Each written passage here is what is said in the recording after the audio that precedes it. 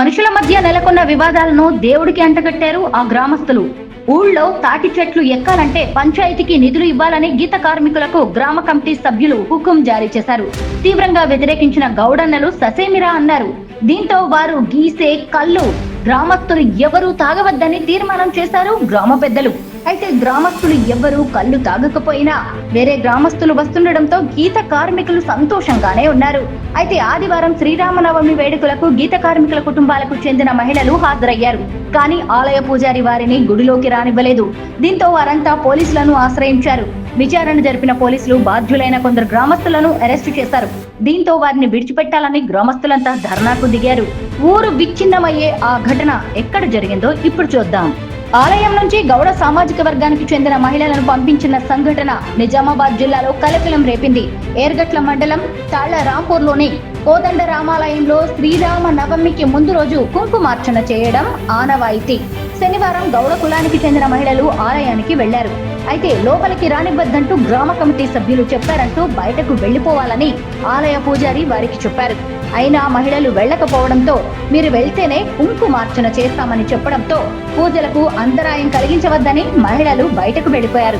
ఆ తర్వాత Yergatla police station కు వెళ్లి గ్రామ కమిటీ సభ్యులు పూజారిపై ఫిర్యాదు చేసి పోలీస్ స్టేషన్ వద్ద బైఠాయించారు. దీంతో పోలీసులు పూజారిపై 3 గ్రామ కమిటీ సభ్యులపై కేసులు నమోదు చేశారు. గ్రామ కమిటీకి గౌడ సంఘానికి మధ్య వివాదం జరుగుతోంది. గ్రామ కమిటీకి గీత కార్మికులు డబ్బులు ఇవ్వాలని కమిటీ సభ్యులు డిమాండ్ చేయగా గీత కార్మికులు స్పందించలేదు. దాంతో కళ్ళు తాగకుండా కొన్ని నెలలుగా గీత కార్మికులను గ్రామం నుంచి బహిష్కరించారు. ఇటీవల వివాదం సద్దుమణిగిందని భావించిన ఆ సామాజిక వర్గ మహిళలు శ్రీరామనవమి ఉత్సవాల్లో పాల్గొనేందుకు సిద్ధమవగా ఈ ఘటన జరిగింది. అయితే ఆదివారం బాధ్యులైన 4గురిపై పోలీసులు కేసు నమోదు చేసి పోలీస్ స్టేషన్ కు తరలించారు. గ్రామస్తులంతా పోలీస్ స్టేషన్ కు వెళ్లి గ్రామ పెద్దలను విడిచిపెట్టాలని ధర్నాకు దిగారు.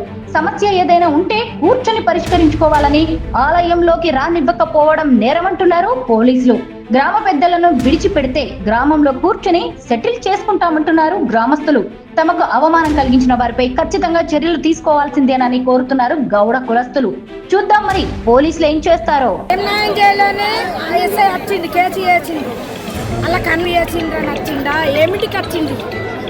చుట్టాలు వచ్చిండ్రు, చుట్టాలను నిలిచబెట్టి ఇప్పుడు పెద్ద మనుషుల పేరు చుట్టాలు పక్కకు ఇడిచబెట్టి ఇల్లుకు తాళం వేసి ఇక్కడికి వచ్చిండ్రు. ఏం న్యాయం చేసిండ్రు? ఎస్ఐ ఎందుకు వచ్చిండు మా ఊళ్ళకు? అన్నం తినకుండా ఇక్కడ కంప్లైంట్ ఎందుకు ఇచ్చిండు? ఆయన ఎందుకు ఇచ్చిండు? ఎస్ఐ ఎందుకు ఇచ్చిండు? ఇయ్య లేకుండా రేపు రానుండే, అన్న పోయిన తిన్నాక రేపు రానుండే. ఎందుకు వచ్చింది? మా పిల్లలకు ఎట్లా కొబ్బరికాయ ఉండకుండా అయిపోయింది. మరి వాళ్ళకి సంబంధం ఉంది, ఎట్లా మాకు సంబంధం లేదండి. గ్రామ కమిటీ వాళ్ళు వెళ్ళిపోమంటున్నారు, వెళ్ళిపోవాలా మీరు అని మాకు పంతులు గారు వచ్చి చెప్పిండు. ఎందుకు వెళ్ళాలా అని మేము కూడా అడిగినాము. లేదమ్మా మీరు వెళ్తేనే మీకు పూజ స్టార్ట్ అవుతుందని చెప్పిండు. ఎప్పుడు శ్రీరామనవమికి 1 రోజు ముందు కుంకుమార్చన జరుగుతుంది. ఇప్పట్లాగానే మైకులు అనౌన్స్ చేసిండ్రు, అందరం వెళ్ళినాము. మహిళలందరూ కుంకుమార్చనకు రావాలా, అందరు రావాలంటే అందరం వెళ్ళినాము. ఎప్పట్లాగానే అందరం మేము పూజ సామాగ్రి అన్నీ తీసుకొని మంగళారతులు పట్టుకొని వెళ్ళినాము. ఊళ్ళోకి వెళ్ళిన తర్వాత ఒక 1 అవర్ కూర్చున్నాము. 1 అవర్ కూర్చున్న తర్వాత అందరూ పంతులు రాలేడు, పంతుల కోసం వెయిట్ చేసినాము. అయితే పంతులు మళ్ళీ కొద్దిసేపటికి మేము కూర్చున్న తర్వాత ఒక హాఫ్ అన్ అవర్ వచ్చి ఏమన్నారంటే, అమ్మ మీరు బయటకు వెళ్ళిపోవాలా, మీరు అంటే ఎందుకు వెళ్ళిపోవాలా అని మేము అడిగినాము. అంటే మీరు వెళ్ళిపోతేనే కుంకుమార్చన పూజ స్టార్ట్ అవుతుందట, మీరు వెళ్ళిపోవాలా అని చెప్పాడు. అయినా కూడా మేము అట్లనే కూర్చున్నాం బాధపడకుండా. మేము ఎందుకు వెళ్ళాలా, మేము వెళ్ళాము. పంతులు వచ్చి చెప్తే మేము ఎందుకు వెళ్తాము, ఎవరైనా వచ్చి చెప్పుమాను అని కూడా అన్నాము. అన్నా కూడా వెళ్ళిపోవాలి, మీరు కంపల్సరీ వెళ్ళిపోవాలా, వెళ్ళిపోతేనే పూజ స్టార్ట్ అవుతుందట అని అంటే చాలా బాధపడుకుంటూ అక్కడి నుంచి బయటకు వచ్చేసి ఇంటికి వచ్చినాము. 10 మంది సభ్యులం వెళ్ళినాము. మా తర్వాత ఇంకా మళ్ళీ వేరే వాళ్ళు కూడా వస్తున్నారు. ఇక వాళ్ళకు ఫోన్ చేసి చెప్పినాము, మమ్మల్ని బయటకు గెంటేసారు, మిమ్మల్ని కూడా బయటకు గెంటేస్తారు, మీరు రాకండి అని మా వాళ్ళకు కూడా చెప్తే వాళ్ళు కూడా రాలేదు. మొత్తం ఎంత ఉంటారు మీ గౌడ పోలీసులు? 32 మంది, 35 మంది మనం మొత్తము.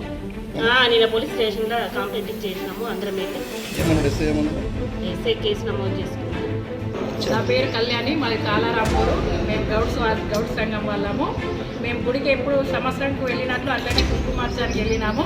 మైకులు అలో వేస్తే వెళ్ళినందుకు అక్కడికి వెళ్ళిన తర్వాత మాకు మీ సంఘం వాళ్ళు ఇక్కడ ఉండద్దు గౌడ్స్ వాళ్ళని నాకు పంతులు గారు వచ్చి మాకు చెప్తే మేము ఎందుకు ఉండద్దు అని అంటే లేదు మీరు వెళ్తేనే పూజ చేస్తారట లేకపోతే వేయరట అంటే మరి ఇంతమంది 100 మందిలో మమ్మల్ని ఒక 10 మందిని బయటకు పంపిస్తే మాకు ఎంత బాధ అనిపిస్తుంది గుళ్ళకెళ్ళి బయటకు వెళ్ళిపోతే ఎంత అందరి ముంగట ఎంత షేమ్ మాకు మేమేం తప్పు చేసినాము మా సంఘంకు వాళ్ళకు ఊరు వాళ్ళకు గొడవలు ఉంటే అది మాకు చెప్పాలి మా ఆడవాళ్ళని గుళ్ళకెంచి పంపిస్తే అది ఎంత కరెక్ట్ అది న్యాయమా అసలు గుళ్ళకెంచి పంపేయడానికి అధికారం ఉందా ఎవరికన్నా గుడి అన్నప్పుడు అందరిది పూజ అన్నప్పుడు అందరు చేయాలి ఓన్లీ గౌడ్సే వెళ్ళాలని ఏమున్నది అక్కడ మరి మాకు ముందు ఒక రోజు ముందు ఇన్ఫర్మేషన్ ఇవ్వాలి మా గౌడ్స్ వాళ్ళకు ఎందుకు ఇవ్వలేరు గుళ్ళకి వెళ్ళిన తర్వాత పంతులు గారికి చెప్పి పంతులతో ఎందుకు ఎప్పియాలి మీరు గ్రామ కమిటీ వాళ్ళే చెప్పాలి గ్రామ కమిటీ వాళ్ళు మాకు తెలియజేయాలి ఇట్లా రావద్దు ఈరోజు గుడికి అని చెప్పాలి పంతుల్ని కూడా మధ్యలో ఇన్వాల్వ్ చేస్తే ఎందుకు పంతులు పంపించడం ఎందుకు